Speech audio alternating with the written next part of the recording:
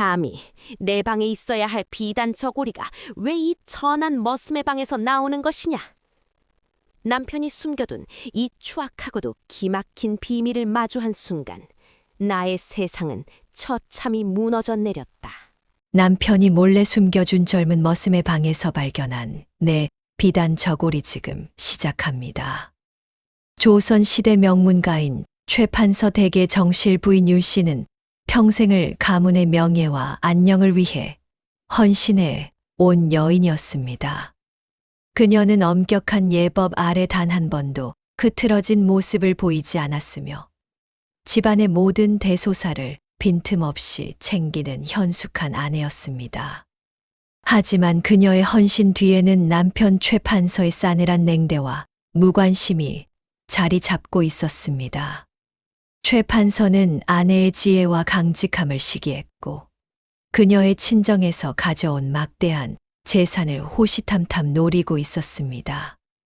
윤 씨 부인은 남편의 차가운 눈빛을 견디며 오늘도 묵묵히 집안 곳곳을 돌보고 있었지만 그녀의 가슴 한구석에는 채워지지 않는 공허함과 불안함이 엄습하고 있었습니다.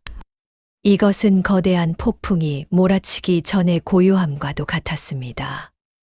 그러던 어느 날 밤 최판서는 술에 취해 들어와 안방의 기물을 때려 부수며 난동을 부리기 시작했습니다.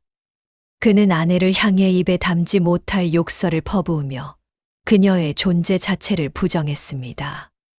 내까진 년이 감히 이 집안의 주인 노릇을 하려 드느냐. 내 집안의 돈이 아니었다면 너 같은 고리타분한 여자를 진작에 내쫓았을 것이다. 최판서의 아나무인 격인 태도의 윤 씨 부인은 깊은 상처를 입었지만 그녀는 오히려 고개를 꼿꼿이 쳐들고 남편의 폭언을 받아냈습니다. 그런 그녀의 태도는 최판서의 분노를 더욱 부채질했고 그는 급기야 아내가 소중히 여기던 찻상까지 발로 차버렸습니다. 깨진 도자기 조각들이 방바닥에 흩어지듯 그녀의 인내심도 서서히 바닥을 드러내고 있었습니다. 최판서의 만행은 여기서 그치지 않았습니다. 그는 기생 출신의 첩 월향을 대놓고 집 안으로 들여와 정실 부인의 권위를 처참히 짓밟았습니다. 월향은 화려하고 천박한 비단 옷을 휘감고 나타나 윤 씨 부인의 눈앞에서 최판서의 품에 안기며 비웃음을 날렸습니다. 부인, 이제 그만 늙고 병든 몸은 뒷방으로 물러나시지요. 나리께서는 이제 제 젊은 살결과 애교 없이는 하루도 못 버티신답니다. 월향의 도발적인 언행에 하인들조차 고개를 숙였지만 최판서는 오히려 그런 월향을 기특하다는 듯 쓰다듬으며 아내를 조롱했습니다. 윤 씨 부인은 자신의 안방까지 침범한 첩의 무례함과 남편의 배신감에 온몸이 떨려왔습니다. 가문의 질서는 무너졌고 치욕스러운 나날들이 시작되었습니다. 며칠 후 윤 씨 부인은 자신의 가장 소중한 유산인 황금빛 비단 저고리가 사라진 것을 발견했습니다. 그것은 돌아가신 친정어머니께서 그녀의 혼수품으로 직접 지어주신 보물이자 가문의 위엄을 상징하는 물건이었습니다. 누가 내 방에 함부로 발을 들였느냐? 당장 내 저고리를 찾아내지 못할까? 윤 씨 부인의 서리빨 같은 호통에 온 집안은 공포에 휩싸였습니다. 하지만 월향은 오히려 부인께서 남 몰래 연모하는 사내에게 정표로 주신 것 아니냐며 터무니없는 모함을 시작했습니다. 집안 곳곳을 뒤져도 저고리는 나오지 않았고 하인들 사이에는 흉흉한 소문이 돌기 시작했습니다. 누군가 의도적으로 그녀를 함정에 빠뜨리려 한다는 사실을 직감한 윤 씨 부인의 눈빛은 매섭게 빛났습니다. 저고리의 행방을 찾던 중 윤 씨 부인은 남편이 평소 유독 감싸고 돌던 젊은 머슴 만득의 방 주변에서 수상한 움직임을 포착했습니다. 최판서는 만득에게 과도한 용돈을 주고 특별한 대우를 해왔는데 이는 평소 인색하기 짝이 없던 그의 성격상 매우 이례적인 일이었습니다. 만득은 건장한 체격을 가졌으나 늘 죄인처럼 고개를 숙이고 다녔으며 남편과 은밀히 대화를 나누는 모습이 자주 목격되었습니다. 무언가 거대한 음모의 냄새를 맡은 윤 씨 부인은 만득이 자리를 비운 틈을 타 그의 누추한 방으로 향했습니다. 심장이 터질 듯이 뛰었지만 진실을 밝혀야 한다는 일념 하나로 그녀는 문을 열어 젖혔습니다. 방 안에는 퀴퀴한 냄새와 함께 알 수 없는 긴장감이 감돌고 있었습니다. 만득의 방 구석, 낡은 괴짝 뒤쪽에서 삐져나온 황금색 자락을 본 순간 윤 씨 부인은 비명을 지를 뻔했습니다. 떨리는 손으로 보따리를 풀어헤치자 그 안에는 그녀가 그토록 찾던 비단 저고리가 구겨진 채 숨겨져 있었습니다. 이것이 왜 이 머슴의 방에 있는 것이란 말이냐. 그녀는 머릿속이 하얘지는 충격을 받았습니다. 정실 부인의 속옷과 다름없는 저고리가 젊은 남자의 방에서 발견된다는 것은 곧 간통의 증거로 몰릴 수 있는 치명적인 상황이었습니다. 누군가 자신을 파멸시키기 위해 이 추잡한 덫을 놓았음을 깨닫는 순간 그녀의 등골을 타고 서늘한 공포가 몰려왔습니다. 이것은 단순한 도둑질이 아니라 그녀의 목숨과 명예를 노린 정교한 살인 공작이었습니다. 그때였습니다. 마치 이 순간만을 기다려온 것처럼 최 판서가 하인들을 이끌고 만득의 방으로 들이닥쳤습니다. 이게 무슨 해괴망측한 짓인가? 정실이라는 자가 대낮에 머슴의 방에서 무엇을 하고 있는 게냐? 그의 목소리는 천둥처럼 울려 퍼졌고 그의 눈에는 비릿한 승리감이 서려 있었습니다. 최 판서는 윤 씨 부인의 손에 들린 저고리를 낚아채며 모든 사람이 보라는 듯 높이 치켜들었습니다. 보아라. 이 부정한 여편네가 머슴과 정을 통하고 제 옷까지 정표로 가져다 놓았구나. 이 어찌 가문의 수치가 아니란 말이냐. 하인들은 경악하며 수군거렸고 윤 씨 부인은 억울함에 목이 메어 말조차 나오지 않았습니다. 남편의 얼굴 뒤로 비릿하게 웃고 있는 월향의 모습이 보였습니다. 월향은 이때다 싶어 윤 씨 부인에게 다가가 차가운 물을 끼얹으며 조롱을 퍼부었습니다. 어머나, 부인. 평소엔 그렇게 고고한 척, 정조를 지키는 척 하시더니 뒤로는 이런 젊은 놈을 끼고 사셨군요. 나리가 불쌍해서 어쩌나. 물에 젖은 채 바닥에 주저앉은 윤 씨 부인의 모습은 비참하기 그지없었습니다. 최 판서는 당장 문중 어른들을 소집하라 명하며 그녀를 가문에서 쫓아내고 친정 재산을 몰수하겠다는 야욕을 노골적으로 드러냈습니다. 모든 것이 계획된 함정이었습니다. 남편은 첩과 짜고 아내를 간통녀로 몰아세워 그녀의 모든 것을 빼앗으려 한 것입니다. 차가운 물이 뺨을 타고 흐르는 순간 윤 씨 부인의 절망은 깊은 분노로 변하기 시작했습니다. 그녀는 이제 죽음이 아닌 피의 복수를 결심했습니다. 최 판서의 일갈이 좁은 방 안을 뒤흔들었습니다. 그의 눈은 승리감에 젖어 번뜩이고 있었고 입가에는 비열한 미소가 미세하게 스쳐 지나갔습니다. 내 인연 대관절 정실 부인이라는 자가 외간 남자의 방에서 무엇을 하고 있는 게냐. 그것도 모자라 내 저고리까지 이곳에 숨겨두고 정을 통하고 있었다니. 내 눈으로 보고도 믿기지가 않는구나. 최 판서의 고함 소리에 마당에 서 있던 하인들이 웅성거리며 방 안을 엿보기 시작했습니다. 윤 씨 부인은 눈앞이 캄캄해졌습니다. 손에 들린 비단 저고리가 마치 뜨거운 불덩이라도 되는 양 손끝이 떨려왔습니다. 대감, 이것은 오해입니다. 누군가 제 저고리를 훔쳐 이곳에 숨겨둔 것이 분명합니다. 저를 모함하려는 비열한 수작이란 말입니다. 그녀는 필사적으로 항변했지만 최 판서는 이미 판을 짜놓은 듯 그녀의 말을 들으려 하지 않았습니다. 오히려 그 저고리를 뺏어 들고는 사람들 앞에서 보란 듯이 흔들어 보였습니다. 오해라고, 이 명주 실감이 내가 시집 올 때 가져온 그 귀한 비단임을 모를 줄 아느냐. 증거가 이렇게 명확한데 어디서 감히 혀를 놀려.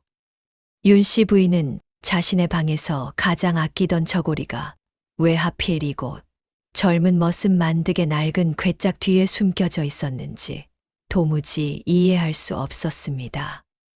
누군가 자신의 일거수일투족을 감시하며 이 함정을 팠다는 사실에 온몸에 소름이 돋았습니다. 아니요, 대감, 생각해 보십시오.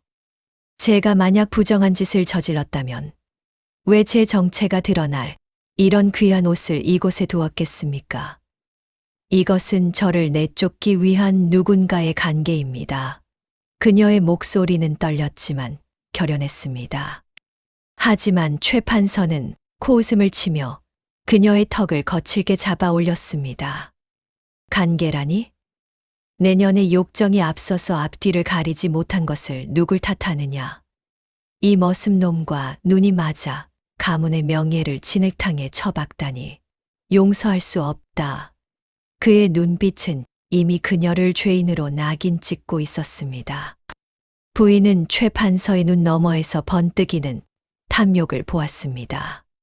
그는 아내의 정조를 걱정하는 것이 아니라 이 기회를 빌려 그녀를 완전히 파멸시키고 그녀의 가문에서 가져온 재산을 독차지하려는 속셈이었습니다. 그때였습니다. 방 밖에서 간드러진 목소리가 들려오더니 화려한 비단옷을 휘감은 월향이 천천히 모습을 드러냈습니다. 그녀는 향기로운 분내를 풍기며 최 판서의 곁으로 다가와 은근슬쩍 그의 팔을 붙잡았습니다. 어머나, 대감님. 이게 무슨 소란인가 했더니 부인께서 정말로 이런 짓을 저지르신 건가요? 제가 며칠 전부터 부인께서 밤마다 안채를 비우시는 걸 보고 설마 했는데 정말 만득이 방에 계실 줄이야. 월향의 입술 끝이 비열하게 말려 올라갔습니다. 윤 씨 부인은 월향의 가증스러운 연기에 치가 떨렸습니다. 월향, 내 인연 입을 함부로 놀리지 마라. 내가 감히 어디라고 이곳에 끼어들어 거짓을 고하느냐. 부인이 호통을 쳤지만 월향은 오히려 겁에 질린 척 최 판서의 뒤로 몸을 숨겼습니다. 대감님, 보셔요. 부인께서 저렇게 무섭게 눈을 부라리시니 제가 무서워서 살겠습니까? 만드가, 너도 어서 사실대로 말씀드려라. 부인께서 너에게 무엇을 주며 유혹했는지 말이야. 월향의 부추김의 상황은 더욱 최악으로 치달았습니다. 구석에 무릎을 꿇고 고개를 푹 숙이고 있던 만득이 어깨를 들썩이며 흐느끼기 시작했습니다. 그는 공포에 질린 듯 몸을 떨며 차마 부인의 얼굴을 쳐다보지 못했습니다. 말해라. 저 여편네가 너를 어떻게 꿰어냈는지 낱낱이 고하란 말이다. 최 판서의 서슬퍼런 명령에 만득이 마침내 입을 열었습니다. 대감님, 죽여주시옵소서. 소인은 그저 부인께서 시키는 대로 했을 뿐입니다. 부인께서 제게 저고리를 주시며 아무도 모르게 간직하라고 하셨습니다. 밤마다 찾아오시겠다고. 만득의 거짓 자백이 떨어지는 순간 윤 씨 부인은 정신이 아득해졌습니다. 평소 성실하고 믿음직했던 만득조차 매수당했거나 협박을 받고 있는 것이 분명했습니다. 만득아, 내가 어찌 그런 거짓말을 하느냐. 내가 언제 너에게 그런 짓을 했단 말이냐. 부인의 절규에도 만득은 바닥에 머리를 찌우며 통곡할 뿐이었습니다. 이제 모든 증거와 증언이 윤 씨 부인을 향한 칼날이 되어 돌아왔습니다. 그녀는 철저히 고립되었습니다. 최 판서는 기다렸다는 듯 밖을 향해 소리쳤습니다. 여봐라. 이 부정한 여편네를 당장 끌어내라. 가문의 수치이자 가풍을 어지럽힌 죄를 엄히 물을 것이다. 명령이 떨어지자마자 덩치 큰 하인들이 방 안으로 들이닥쳐 윤 씨 부인의 양팔을 거칠게 붙잡았습니다. 이것 놓아라. 내 발로 나갈 터이니 손대지 마라. 부인은 흐트러진 머리칼 사이로 매서운 눈빛을 쏘아보내며 존엄을 지키려 애썼습니다. 하지만 하인들은 아랑곳하지 않고 그녀를 마당으로 끌고 나갔습니다. 거친 바닥에 내팽개쳐진 부인의 비단 치마가 흙먼지로 뒤덮였습니다. 마을 사람들과 하인들이 담벼락 너머로 고개를 내밀고 쑥덕거리기 시작했습니다. 한때 존경받던 종갓집 맏며느리가 순식간에 간통을 저지른 부도덕한 여인으로 전락하는 순간이었습니다. 최 판서는 마루에 걸터 앉아 그 광경을 흡족하게 지켜보았고 월향은 그의 곁에서 승리의 미소를 지으며 부인의 몰락을 감상하고 있었습니다. 부인의 가슴 속에는 억울함과 분노가 들끓어 올랐습니다. 마당에 무릎을 꿇려진 윤 씨 부인의 눈에 문득 월향의 허리춤에 매달린 놀이개가 들어왔습니다. 순간 그녀의 심장이 멎는 듯 했습니다. 그것은 돌아가신 친정어머니가 유품으로 남겨주신 오직 가문의 여인들에게만 전해 내려오는 귀한 비취 놀이개였습니다. 저것이 왜 내년의 몸에 있느냐? 부인이 떨리는 손가락으로 월향을 가리켰습니다. 월향은 당황한 기색도 없이 놀이개를 만지작거리며 대답했습니다. 아, 이것 말인가요? 대감님께서 제게 선물로 주신 것이랍니다. 부인께서는 이런 보물에 관심도 없으신 것 같아 제가 예쁘게 차고 다니기로 했지요. 그 말을 듣는 순간 윤 씨 부인은 모든 퍼즐 조각이 맞춰지는 것을 느꼈습니다. 최 판서는 이미 오래전부터 월향과 짜고 안채의 재물들을 빼돌리고 있었던 것입니다. 저고리 사건은 단지 그녀를 내쫓고 재산을 완전히 가로채기 위한 마지막 수단이었을 뿐이었습니다. 대감, 당신이 어떻게 내 어머니의 유품까지 넘길 수가 있습니까? 부인의 비명 섞인 외침에 최 판서는 눈 하나 깜짝하지 않았습니다. 시끄럽다. 이미 쫓겨날 처지인 주제의 놀이개 따위가 무슨 상관이냐? 최 판서가 가래침을 뱉으며 소리쳤습니다. 너는 이제 이 집안의 사람이 아니다. 칠거지약을 저지른 죄인이니 당장 이 집에서 한 발짝도 남기지 말고 꺼지거라. 내 옷가지 하나, 은비녀 하나도 내어줄 수 없다. 최 판서의 선언은 사형 선고나 다름없었습니다. 당시 여인에게 집에서 쫓겨난다는 것은 사회적 죽음을 의미했습니다. 특히나 간통이라는 불명예를 뒤집어쓰고 쫓겨난다면 친정에서도 받아주지 않을 것이 뻔했습니다. 이대로 물러설 줄 아느냐? 하늘이 알고 땅이 안다. 당신들의 죄악은 반드시 대가를 치를 것이다. 부인은 악에 받쳐 소리쳤지만 하인들은 이미 그녀를 대문 밖으로 밀쳐내고 있었습니다. 월향은 비웃으며 부인의 얼굴 앞에 물 한 바가지를 끼얹었습니다. 아이고, 부인님. 아니, 이제 부인도 아니지. 어서 가서 그 잘난 정조나 지키며 사셔요. 차가운 물이 온몸을 적시자 부인은 참을 수 없는 모멸감에 몸을 떨었습니다.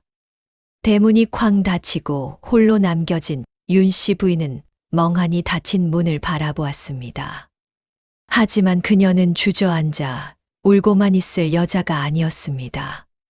정신을 차리고 상황을 되짚어 보던 중 그녀는 최 판서가 왜 이토록 서둘러 자신을 내쫓으려 했는지 진짜 이유를 깨달았습니다. 단순히 월향 때문만이 아니었습니다. 며칠 전 그녀는 우연히 최 판서의 서재에서 비밀스러운 서찰 하나를 발견했었습니다. 그것은 조정의 실세와 결탁하여 대규모 토지를 가로채려는 계획이 담긴 문서였습니다. 그 문서의 결정적인 증거인 인장이 바로 부인이 관리하던 가문의 보물함 깊숙한 곳에 숨겨져 있었던 것입니다. 최 판서는 부인이 그 인장의 비밀을 알아차릴까 두려워 선수를 쳐서 그녀를 함정에 빠뜨린 것이 분명했습니다. 그래, 당신이 노리는 게 그것이었구나. 하지만 나를 만만하게 본 것을 후회하게 해주마. 부인은 젖은 옷소매를 걷어붙이며 눈빛을 차갑게 빛냈습니다. 이제 단순한 생존을 넘어선 목숨을 건 복수극이 시작되려 하고 있었습니다. 윤 씨 부인의 처절한 외침에도 최 판서의 얼굴에는 일말의 가책조차 없었습니다. 오히려 그는 차디찬 비웃음을 흘리며 부인에게 다가왔습니다. 어머니의 유품이라니 그게 무슨 상관이란 말이오? 이제 이 집안의 모든 것은 내 것이고 내 것이 곧 월향이의 것이거늘. 당신은 그저 명목상의 안주인 자리를 지키며 조용히 늙어 죽었어야 했어. 주제넘게 내 사업에 참견하고 재산권을 움켜쥐려 하니 이런 사달이 나는 것 아니오. 최 판서는 부인의 발치에 침을 뱉으며 그녀의 자존심을 무참히 짓밟았습니다. 십수년을 믿고 의지했던 남편의 입에서 나온 말이라고는 믿기지 않는 잔혹한 폭언이었습니다. 월향은 승리감에 도취되어 부인의 곁을 빙빙 돌며 속삭였습니다. 부인, 아직도 상황 파악이 안 되시나 본데. 그 젊은 머슴 만드기 방에서 나온 비단 저고리 말이에요. 그거 사실 대감님께서 직접 갖다 두신 거랍니다.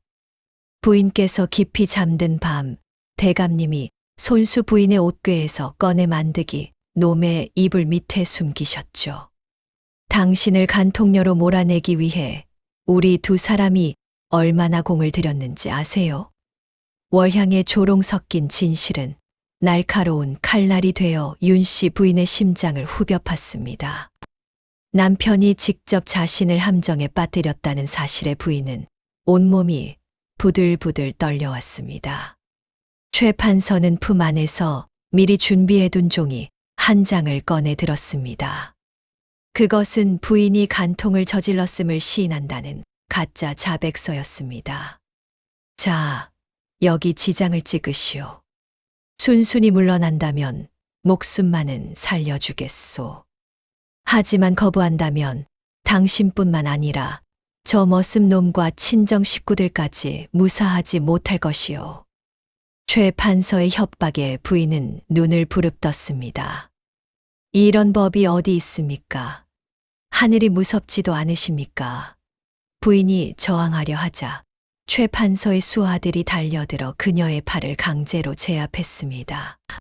억울함과 분노로 가득 찬 부인의 눈물방울이 바닥으로 툭툭 떨어졌습니다. 회상 속에서 최 판서와 월향의 추악한 공모가 드러납니다. 어두운 밀실에서 두 사람은 술잔을 기울이며 윤 씨 부인을 내쫓을 계획을 세우고 있었습니다. 그 비단 저고리만 머슴 방에서 나오면 아무리 정숙한 척하는 부인이라도 배겨낼 재간이 없을 것입니다. 월향의 간드러진 목소리에 최 판서는 탐욕스러운 웃음을 터뜨렸습니다. 내 가문의 명예보다 소중한 것은 당신의 젊은 몸과 저 부인이 가진 막대한 지참금이요. 내일 당장 실행에 옮기겠소. 그들은 한 여인의 인생을 파멸시키는 것을 마치 놀이처럼 즐기고 있었습니다. 탐욕의 눈이 먼 두 인간의 그림자가 벽면에 흉측하게 일렁였습니다. 한편 흠씬 두들겨 맞아 피투성이가 된 채 마당 한 구석에 쓰러져 있던 만득이 간신히 고개를 들었습니다. 그는 자신 때문에 곤경에 처한 부인을 바라보며 눈물을 흘렸습니다. 사실 만득은 최 판서의 명령으로 부인의 일거수일투족을 감시하던 첩자였으나 부인의 온화하고 고결한 성품에 감화되어 그녀를 진심으로 연모해 왔던 것입니다. 그는 부인을 지키기 위해 자신이 모든 죄를 뒤집어 쓰기로 결심했습니다. 부인, 제발 저를 탓하시고 살아남으셔야 합니다. 만득의 소리 없는 외침이 허공을 맴돌았습니다. 그의 눈빛에는 부인에 대한 깊은 애련과 미안함이 서려 있었습니다. 최 판서는 부인의 허리춤에서 안채의 모든 열쇠가 달린 열쇠 꾸러미를 강제로 낚아챘습니다. 이제 이 집의 주인은 나다. 여봐라. 이 요사스러운 계집을 당장 뒷방광에 가두어라. 내일 날이 밝는 대로 관가에 넘겨 죄를 물을 것이니 한 놈도 접근시키지 마라. 부인은 개처럼 끌려가 어둡고 싸늘한 광 속에 내동댕이 쳐졌습니다. 굳게 닫힌 문틈으로 남편과 월향의 즐거운 웃음소리가 들려왔습니다. 평생을 바쳐 지켜온 가정이 한순간에 무너져 내리는 소리였습니다. 어둠 속에 홀로 남겨진 부인은 차가운 바닥을 긁으며 오열했습니다. 차디찬 광 안에서 정신을 차린 부인은 지푸라기 속에 숨겨져 있던 작은 나무 상자 하나를 발견했습니다. 그것은 돌아가신 아버지가 생전에 그녀에게만 몰래 일러주었던 비상수단이었습니다. 언젠가 너의 목숨이 위태로울 때 이 상자를 열어보거라 하셨던 아버지의 유언이 떠올랐습니다. 떨리는 손으로 상자를 열자 그 안에는 최 판서가 과거에 저질렀던 막대한 관제 뇌물 사건과 불법적인 토지 찬탈 기록들이 빽빽하게 담긴 장부들이 들어 있었습니다. 이것은 최 판서의 목줄을 단숨에 잴 수 있는 치명적인 무기였습니다. 부인의 눈에 복수의 불꽃이 타오르기 시작했습니다. 그때 광문이 거칠게 열리며 월향이 거만한 걸음걸이로 들어왔습니다. 그녀는 부인의 처참한 꼴을 감상하듯 내려다보며 배를 쓰다듬었습니다. 부인, 가시기 전에 좋은 소식 하나 알려드려야죠. 제 배 속에 대감님의 핏줄이 자라고 있답니다. 이제 곧 대감님은 저를 정실부인으로 올리겠다고 약속하셨어요. 당신이 그토록 원하던 아들을 내가 먼저 가졌으니 당신은 이제 이 집안에 존재할 이유가 전혀 없는 것이지요. 월향의 폭탄 선언에 부인은 정신이 아득해졌습니다. 남편의 배신과 첩의 임신, 그리고 빼앗긴 모든 것들. 부인은 이 지옥 같은 현실 속에서 마지막 반격을 결심했습니다. 상자 안에는 해묵은 한지 뭉치와 함께 붉은 인장이 찍힌 비밀 서신들이 가득했습니다. 그것은 단순한 기록이 아니었습니다. 최 판서가 오래전 관직에 오르기 위해 나라의 국고를 가로채고 그 죄를 장인어른이었던 윤씨 부인의 아버지에게 뒤집어 씌우려 했던 정황이 상세히 적힌 일종의 치부책이었습니다. 부인은 떨리는 손으로 서류를 한 장 한 장 넘기며 경악을 금치 못했습니다. 아버지는 남편의 야욕 때문에 억울한 누명을 쓰고 돌아가신 거였어. 지금까지 자신을 아끼는 척 연기하며 가문을 빼앗으려 했던 남편의 잔혹한 본색의 부인은 이를 갈며 복수를 다짐했습니다. 눈물은 어느새 분노의 불꽃으로 변해 그녀의 눈동자를 번득이게 만들었습니다. 그 시각 안채에서는 최 판서와 월향이 비단 자수 방석에 앉아 술잔을 기울이며 승리감에 도취되어 있었습니다. 영감님, 이제 그 고고한 척하던 여편네도 끝장이네요. 내일이면 관가로 끌려가 간통죄로 처단될 텐데 속이 다 시원하시겠어요? 월향의 간드러진 목소리에 최 판서는 호탕하게 웃으며 그녀의 허리를 감싸 안았습니다. 다 내 덕분이다. 그 머슴 놈의 방에 부인의 비단 저고리를 숨겨두길 정말 잘했지. 감히 내 앞길을 가로막으려 들더니 제 발등을 제가 찍은 격이야. 두 사람의 비열한 웃음소리가 담장을 넘어 어두운 마당으로 퍼져나갔습니다. 그들은 자신들의 파멸이 바로 코앞에 다가오고 있음을 전혀 알지 못한 채 사치스러운 밤을 즐겼습니다. 광 앞을 지키고 있던 머슴만득은 자책감에 괴로워하며 굵은 빗줄기 속에 서 있었습니다. 그는 사실 최 판서의 협박에 못 이겨 거짓 증언을 할 수밖에 없었습니다. 부인님은 내게 따뜻한 밥상을 차려주시고 병든 어머니의 약값까지 내어주신 은인이신데 내가 어찌 이런 대역죄를 지었단 말인가. 만득은 자신의 손에 쥐어진 은전 몇 푼이 마치 뜨거운 숯덩이처럼 느껴졌습니다. 광 안에서 들려오는 부인의 낮은 흐느낌은 그의 가슴을 갈갈이 찢어 놓았습니다. 그는 당장이라도 문을 부수고 부인을 구해내고 싶었지만 집안 곳곳을 감시하는 최 판서의 수하들 때문에 발만 동동 구를 뿐이었습니다. 어둠 속에서 그의 눈시울이 붉게 달아올랐습니다. 월향은 취기가 오른 최 판서를 잠재우고 몰래 방을 빠져나와 만득에게 다가갔습니다. 그녀의 눈빛은 아까의 애교 섞인 모습과는 달리 얼음처럼 차가웠습니다. 이봐, 만득이. 정신 똑바로 차려. 내일 관가에 가서도 오늘 말한 대로 똑같이 짓거려야 해. 만약 딴소리를 했다간 내 놈은 물론이고 산속에 숨겨둔 내 애미 목숨도 무사하지 못할 줄 알아. 월향의 서늘한 협박에 만득은 몸을 떨며 고개를 숙였습니다. 그녀는 부인의 비단 저고리를 만득의 방에 직접 가져다 놓은 장본인이기도 했습니다. 월향은 만득의 뺨을 가볍게 치며 비열한 미소를 지었습니다. 부인과 정을 통했다고 실토해. 그래야 내가 살고 내가 산다. 알겠니? 광 속에 갇힌 부인은 아버지가 남긴 서류들 사이에서 또 다른 충격적인 증거를 발견했습니다. 그것은 바로 자신이 아끼던 옥색 비단 저고리의 조각이었습니다.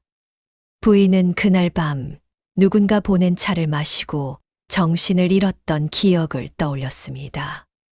깨어보니 속적삼 차림으로 만득의 방에 누워 있었고 남편이 들이닥쳐 자신을 몰아세웠던 그 끔찍한 순간 말입니다. 그 저고리. 남편이 내 몸에서 강제로 벗겨내어 그곳에 갖다 놓은 것이었어. 모든 조각이 맞춰지자 부인의 눈앞이 아찔해졌습니다. 남편은 처음부터 자신을 제거하고 처가댁의 막대한 재산을 독차지하기 위해 치밀한 덫을 놓았던 것이었습니다. 부인은 찢어진 저고리 조각을 가슴에 품고 분노의 눈물을 삼켰습니다. 다음 날 새벽 최 판서는 직접 광문을 열고 들어왔습니다. 그는 바닥에 주저앉아 있는 부인을 향해 비웃음을 날리며 가죽 채찍을 휘둘렀습니다. 자, 이제 관가로 갈 시간이다. 내년이 저지른 음탕한 짓거리를 온 동네 사람들이 알게 될 것이야. 마지막으로 할 말이 있느냐? 최 판서의 횡포에도 부인은 오히려 차분하게 고개를 들어 그를 쏘아보았습니다. 영감, 당신이 저지른 죄는 하늘이 알고 땅이 압니다. 내가 이 광에서 무엇을 찾았는지 아십니까? 부인의 의외로 당당한 태도에 최 판서의 얼굴에 짧은 당혹감이 스쳐 지나갔습니다. 하지만 그는 이내 코웃음을 치며 그녀의 머리채를 잡으려 손을 뻗었습니다. 어디서 수작질이냐? 당장 끌어내라. 부인은 남편의 손을 뿌리치며 품 안에서 빛바랜 서류 한 장을 꺼내 보였습니다. 이것이 무엇인지 기억하시겠지요? 10년 전 당신이 우리 가문의 명예를 더럽히고 아버지를 사지로 몰아넣었던 그 비밀 장부입니다. 최 판서의 눈동자가 급격히 흔들리기 시작했습니다. 등불 아래 드러난 장부의 내용은 부정할 수 없는 그의 친필이었습니다. 네. 내년이 그걸 어떻게 분명히 다 태워 없앴을 텐데. 당황한 최 판서가 장부를 뺏으려 달려들었지만 부인은 한 발짝 뒤로 물러나며 서류를 높이 치켜들었습니다. 이것뿐만이 아닙니다. 당신이 관아의 수령들과 주고받은 뇌물 목록까지 모두 내 손에 있습니다. 나를 죽이려거든 어서 죽이세요. 하지만 내가 죽는 순간 이 모든 진실이 한양으로 향하게 될 것입니다. 상황이 역전되자 최 판서는 얼굴이 불그락부르락해지며 고함을 질렀습니다. 여봐라, 아무도 없느냐.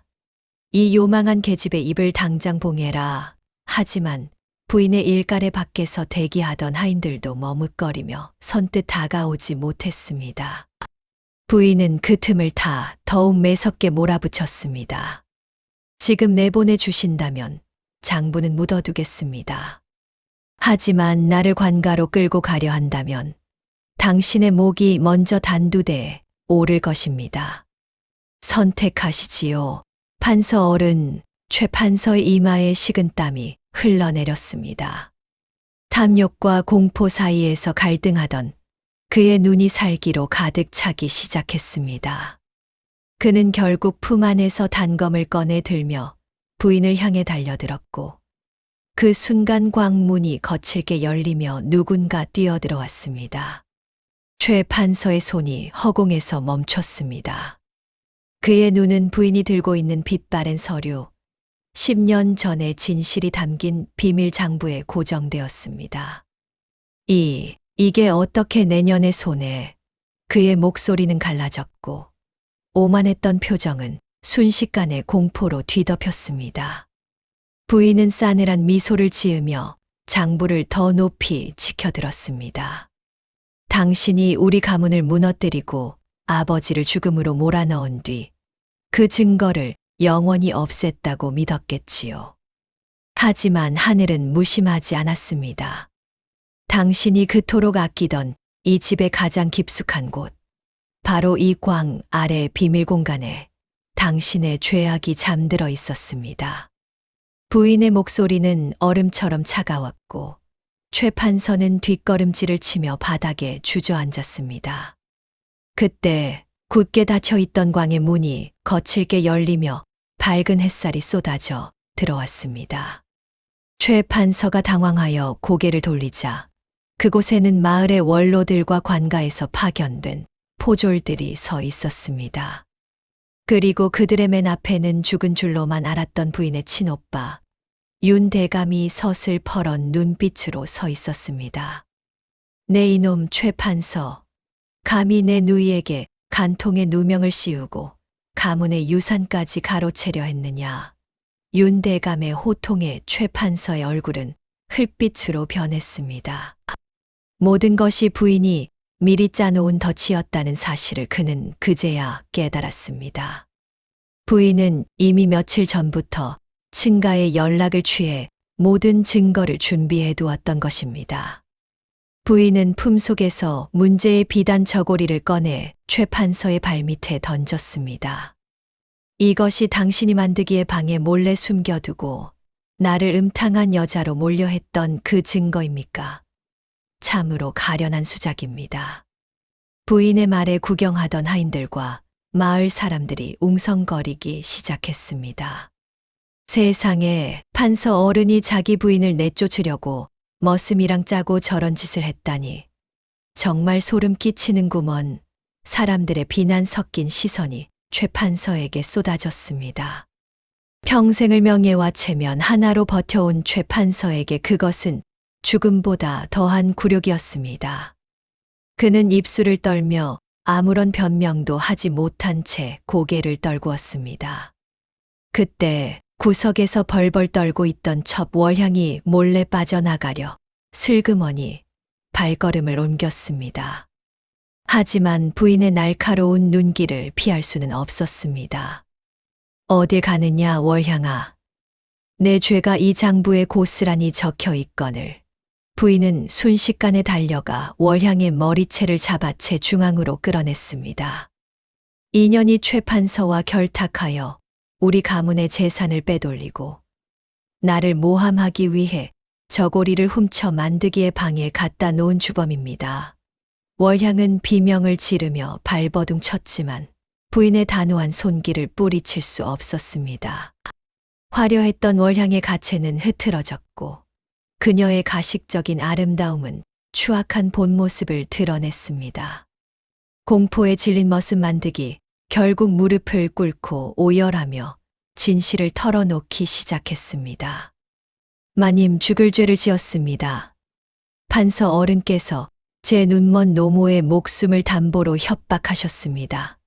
마님의 저고리를 제 방에 숨기고 간통했다고 거짓 증언을 하면 돈을 주겠다고 하셨단 말입니다. 만득의 고백은 마당을 가득 채운 사람들에게 충격을 안겼습니다. 최 판서의 비열한 음모가 만천하에 드러나는 순간이었습니다. 부인은 만득을 가엾게 쳐다보며 말했습니다.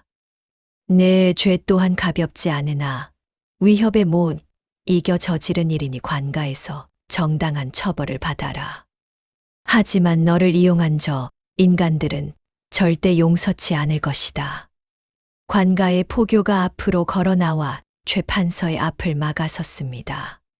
최 판서, 당신을 가문 위조 및 살인 공모, 그리고 부인에 대한 무고죄로 체포하겠소. 여기 관가에 압수 수색 영장이 있소. 포교가 내민 문서를 본 최 판서는 온몸에 힘이 빠진 듯 털썩 주저앉았습니다. 이럴 리가 없다. 내가 어떻게 쌓아 올린 자리인데. 저 년이 다 망쳤어. 그는 광기에 찬 눈으로 부인을 노려보며 소리를 질렀지만 포졸들은 가차없이 그의 팔을 뒤로 꺾어 포박했습니다. 한때 마을의 왕처럼 군림하던 판서의 권위가 바닥으로 추락하는 순간이었습니다. 부인은 천천히 포박당한 최 판서에게 다가갔습니다. 그녀의 눈에는 눈물이 고여 있었지만 그것은 슬픔이 아닌 회한과 해방의 눈물이었습니다. 영감, 내가 이 집안의 며느리로 들어와 당신과 그 독사 같은 첩의 수모를 견디며 기다려온 날이 오늘입니다. 당신이 앗아간 내 아버지의 명예와 우리 가문의 자존심, 이제야 되찾게 되었군요. 부인은 떨리는 손을 들어 최 판서의 뺨을 강하게 내리쳤습니다. 짝! 하는 소리가 마당 가득 울려 퍼졌습니다. 그것은 지난 10수년간 가슴 속에 쌓였던 울분을 단번에 씻어내는 일갈이었습니다. 최 판서의 고개가 돌아갔고 주변은 쥐 죽은 듯 조용해졌습니다. 최 판서와 월향 그리고 공모자들이 줄줄이 포승줄에 묶여 대문 밖으로 끌려 나갔습니다. 마을 사람들은 그들을 향해 침을 뱉고 돌을 던지며 분노를 표출했습니다. 부귀영화도 다 끝났구먼. 천벌을 받은 게야. 요란했던 소란이 지나가고 고요해진 마당 한복판에 부인은 홀로 서 있었습니다. 그녀의 발밑에는 누명을 씌우려 했던 비단 저고리가 굴러다니고 있었습니다. 부인은 그 저고리를 집어들어 흙을 털어냈습니다. 이제 이 집안의 주인은 오직 그녀뿐이었습니다. 하지만 부인의 눈은 이미 이 담장을 넘어 더 넓은 세상을 향하고 있었습니다. 그녀의 진짜 복수는 이제 막 서막을 올렸을 뿐이었습니다. 윤씨 부인은 떨리는 손으로 만득의 방에서 발견되었다는 비단 저고리를 높이 치켜들었습니다. 이 비단 저고리가 내 부정을 증명할 증거라고 생각했겠지요? 하지만 당신들이 간과한 게 하나 있습니다. 내가 이 집에 들어올 때 가져온 모든 옷감에는 우리 가문만이 아는 미세한 은사로 표식이 새겨져 있습니다. 만득의 방에서 나온 이 저고리는 당신이 첩년과 짜고 급하게 시장에서 사온 가짜라는 말입니다. 이 가짜 저고리를 들고 나를 몰아내려 한 그 비열한 계획이 결국 당신의 목을 죄는 밧줄이 되었군요. 당신의 그 얄팍한 상술과 탐욕이 이 고귀한 가문의 명예를 더럽혔으니 이제 그 대가를 치를 차례입니다. 부인의 일침에 최 판서의 얼굴은 순식간에 사색이 되었습니다. 사태가 급변하자 월향은 몰래 뒷문으로 빠져나가려 했습니다. 그녀의 품에는 그동안 모아둔 금부치와 보석들이 든 상자가 꽉 쥐어져 있었습니다. 어딜 도망가려 하느냐. 내 인연. 그때 부인의 충직한 몸종들이 앞을 가로막았습니다. 내가 가슴팍에 소중히 품고 있는 그 보석 상자가 정말 내 것이라 생각했더냐. 그것들은 모두 이 집안의 재산이자 내 시어머님께서 내게 물려주신 가업의 일부다. 한낱 기생 출신인 내가 감히 우리 가문의 안방마님 자리를 넘보고 재물을 훔쳐 달아나려 하다니 하늘이 무섭지도 않느냐. 내가 그동안 내게 저지른 수많은 악행과 모함, 그리고 우리 가문을 무너뜨리려 했던 그 모든 음모를 내 이제 관가에 낱낱이 고할 것이다.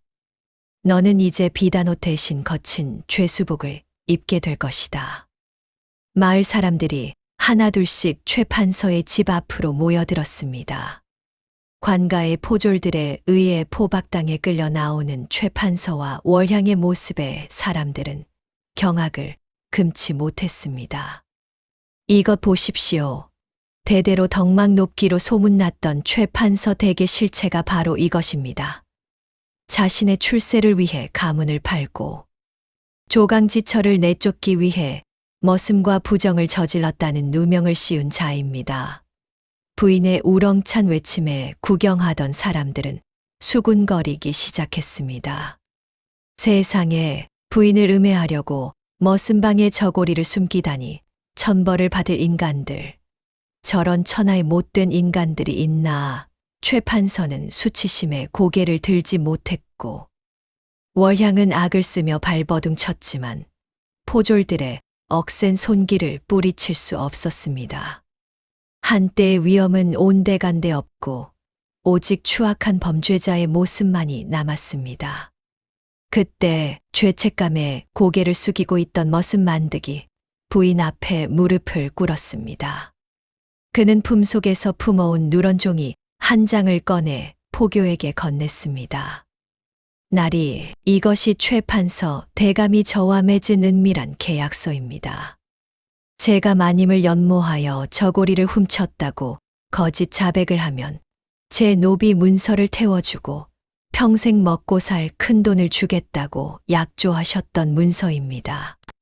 만득의 목소리가 떨렸지만 그 눈빛은 어느 때보다 결연했습니다.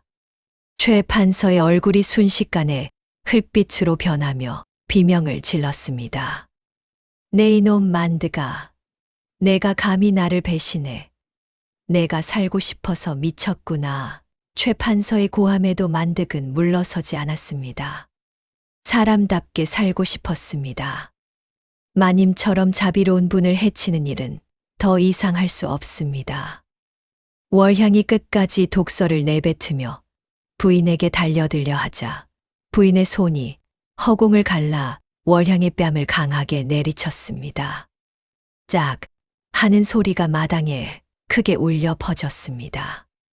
이건 내가 내 인내심을 시험한 대가요. 이건 내가 우리 가문의 법도를 어지럽힌 대가다. 부인은 평소의 온화한 모습은 온데간데 없고 서슬퍼런 여장부의 기계를 뿜어냈습니다. 월향은 얼떨떨한 표정으로 뺨을 감싸쥐며 바닥에 주저앉았습니다. 그녀의 화려한 머리 장식이 바닥에 떨어져 뒹굴었습니다. 이제 내 입에서 나오는 그 더러운 거짓말들은 아무도 믿지 않을 것이다. 너의 그 가당치 않은 욕망은 오늘로 끝이다. 관가에 가서 내 죄를 낱낱이 고하고 평생 속죄하며 살아라. 부인의 카리스마 넘치는 모습에 주변의 공기마저 얼어붙는 듯 했습니다. 부인은 하인들에게 명령하여 월향의 방에 있던 모든 짐을 마당으로 던지게 했습니다. 저들의 흔적을 단 하나도 남기지 마라. 이 집안의 기운을 더럽힌 자들의 물건은 하나도 용납할 수 없다. 하인들이 월향의 비단옷과 장신구들을 밖으로 내던지자 흙탕물 속에 처박힌 옷가지들이 처량하게 널브러졌습니다. 내 집에서 당장 나가거라. 너희 같은 독사들이 숨 쉬던 공기조차 역겹구나. 최판서와 월향은 포졸들의 의해 대문 밖으로 끌려 나갔습니다. 대문이 쾅 소리를 내며 닫히는 순간 그들이 누렸던 모든 부귀영화는 한순간에 물거품이 되었습니다. 비바람이 몰아치기 시작한 길바닥에 내팽개쳐진 그들의 모습은 비참하기 그지없었으며 마을 사람들의 비웃음 소리가 뒤섞여 울려 퍼졌습니다. 부인은 마당 한가운데에 화로를 가져오게 했습니다. 그리고 최판서가 가문의 이름을 위조했던 문서들과 자신을 모함하기 위해 조작했던 가짜 증서들을 하나둘씩 불 속에 던졌습니다. 타오르는 불꽃이 부인의 단호한 얼굴을 붉게 비추었습니다. 아버지, 이제야 아버님의 억울함을 풀고 우리 가문의 이름을 되찾았습니다. 저 불길과 함께 이 집안의 모든 부정함과 치욕도 사라질 것입니다. 부인은 불꽃을 바라보며 나지막이 읊조렸습니다.